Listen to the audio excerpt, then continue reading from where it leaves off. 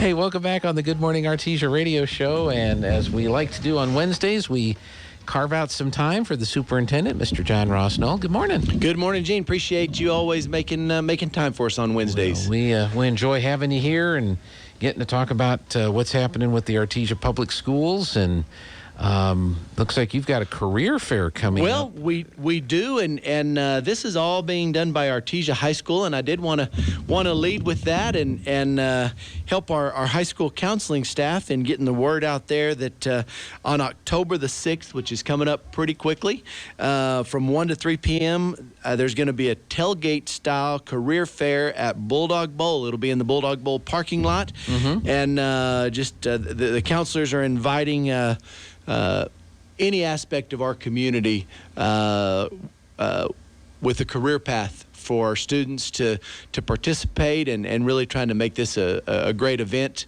to help our kids know what's out there for them. And so, again, that'll be on October 6th from 1 to 3 in Bulldog Bowl parking lot. They're asking that people register by October 4th at 3 p.m. And people that are interested can call the high school.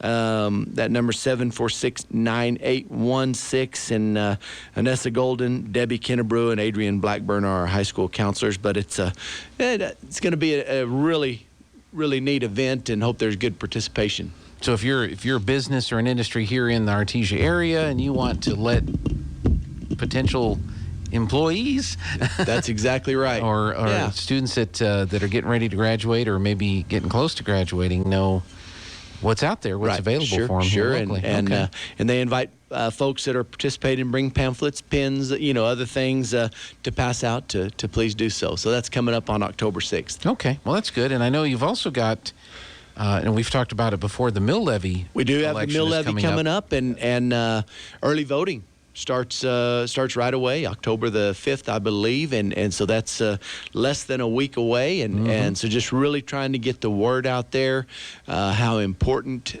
this is for our district to be able to keep the momentum going with our facilities, with our equipment, with our security and safety measures, all those types of things, and making sure that people know that it is not a tax increase. It's a continuation of a tax that's been in place for about 35 years. And so we just encourage people to get out there and vote. And you may have seen some banners up around town, some pamphlets around town, and of course Artesia Daily Press, and you are helping get the word out there to people to whether they're voting in person on November the 2nd or earlier absentee voting to participate in the election, and not just for the mill levy, but for our board seats and the other items that are on the ballots this year. Sure. Have you been an early voter since that's come about, or are you a traditional, election day is election day?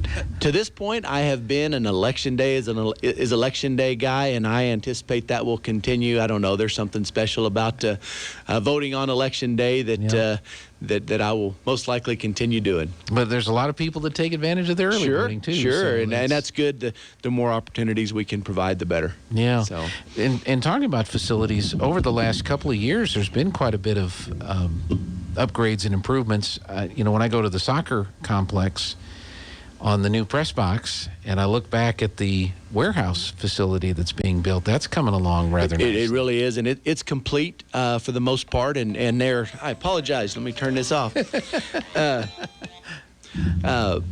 Pretty well complete, just with some final touches, but they're busy moving out there. And you're right. These projects range from things like the new press box at the soccer field and the new sound system at the soccer field to more significant projects like the addition at Yucca Elementary and future additions, future construction. We've talked about the future of our career center at Artesia High School, focusing on career and technical education. And so just a wide range of opportunities that this provides for our students. And I was going to ask you about the Yucca improvements, because that was getting rid of portable classrooms and also rearranging the bus lanes and where parents pick up and drop off kids. And how's that all That's working correct. out? It's really, really been nice. And as part of our facilities master plan, replacing portable classrooms with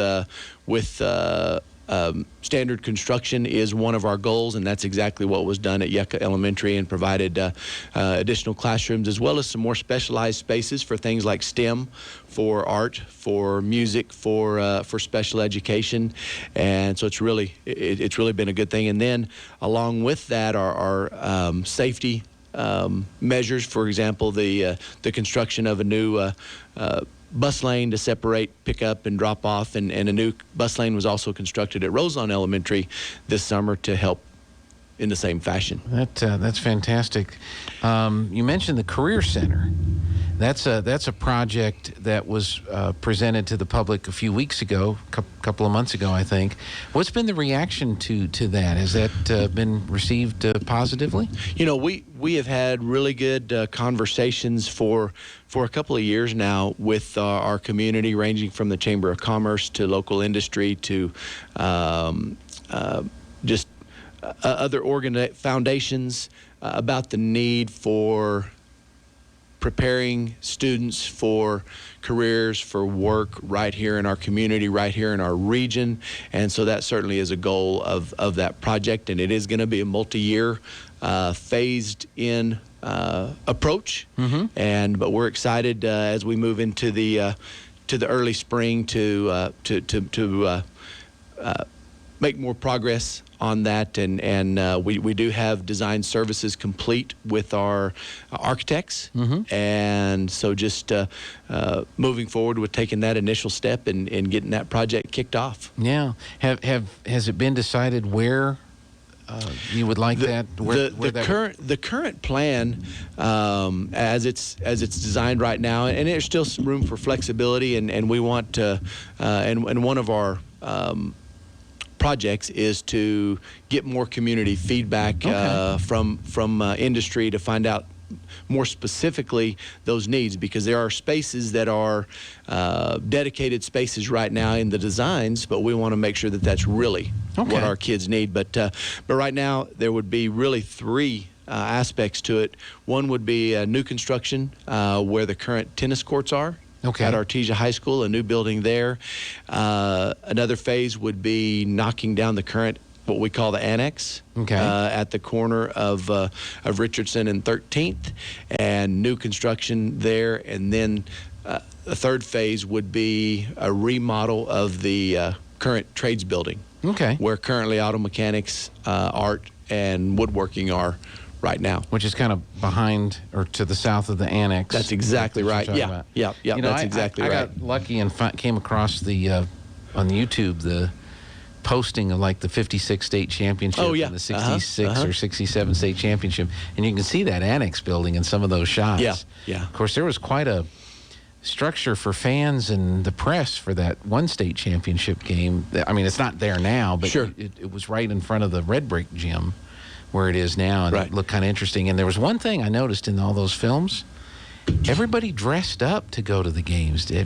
I'm sure you've seen those. I have seen some of those, and it obviously, if you were at Bulldog Bowl on Friday night, it's still a very huge event, but a very special time back then too. Yeah, well, the way people dressed. Yeah. Well, what else? You know, a couple of the things quickly. We've talked before about the status of the development of social studies standards, and so last Wednesday we talked about a special board meeting that we held actually last Thursday, and our board did unanimously approve a petition to the public education to delay the implementation of the standards until at least July 1st of 2022, to enable districts and to enable the public more time to review, recommend changes and modifications as we see fit. And so that was turned into the Public Education Department with, and then we had a regional school board meeting on Monday night and had some favorable comments from the Secretary of Education, who was actually in attendance at that meeting, and there is more momentum with other districts. I got an email just this morning as I was heading over here from a large district in the northwestern part of the state asking questions, and they're saving a spot on their next board agenda for taking the same action. And so we are actively pursuing that. Our board is communicating with other boards across the state to get that done. But I also want to let everyone know that yesterday, the Public Education Department did start the rulemaking process on the standards. And so we'll be getting out there how people can provide written comment, the address where they can provide that, and then also a public input hearing is set for November the 12th. And we'll get that information out there. And it could be in person in Santa Fe, or it could be through Zoom, or a combination of both. But we'll make sure everybody has that information. But we're pushing hard for that delay. As I said, just for the, people just need time to spend with the standards. Gone from 26 pages to 129 pages, and they just need the opportunity. It's that important to be able to do that. So did the Education Secretary seem responsive to the concept of maybe he did. delaying it? But they've started the process they did start anyway. The process, but there's no reason that it still can't be delayed, and so we're going to continue pushing for that. Okay. And then last thing quickly, Gene, just want to get the word out there. Man, we're getting some really good momentum going with this school year. Excited about where we're at and where we're headed. We talked a little bit last week about this Tik Tok challenge and trouble in the bathrooms. And so anyway, we've received a list. I don't know if it's legitimate or not, but we've received a list of other potential TikTok challenges over the coming months, and we just want to get the word out there. Wow. Some of those, if a student chooses to participate in, is going to result in suspension, and some of them potential criminal citations. And so we're very concerned about that. We don't want any disruptions to our educational process. We don't want any students, staff members in any kind of harm's way. And so we're just going to be getting the word out there that those are going to be taken. If students participate in that, it's going to be taken very seriously. And we want to preserve the integrity of our schools and our classrooms and the safety for everyone involved. And so we just want to get that word out there and ask parents to talk to their kids and just we just can't tolerate it. Yeah. And so we appreciate the help in parents talking with their kids about that. It may seem funny, it may seem like fun, but you said it best. It puts people at risk. Right. I mean, physical facilities get damaged to the point they're not safe anymore. People could get hurt. It's not. No, it's cute not. It's not cute and funny. It's not. It has no business in our schools or elsewhere. So anyway, just appreciate you letting me mention that right quick. But that's all I have. Just again, thank you for allowing me to be on with you. And as I said, we're getting good momentum and we're making traction and getting in the groove, and kids are doing well. So I remember what Jim Wilburn always says about the internet. It's the devil's workshop. Well, if Jim Wilburn said it, it's bound to be true. It's probably close to true, right? Yeah. Very good. Superintendent John Ross Null, thank you so much. Yes, you bet, Gene. Appreciate it. All right, we're going to take a quick break and be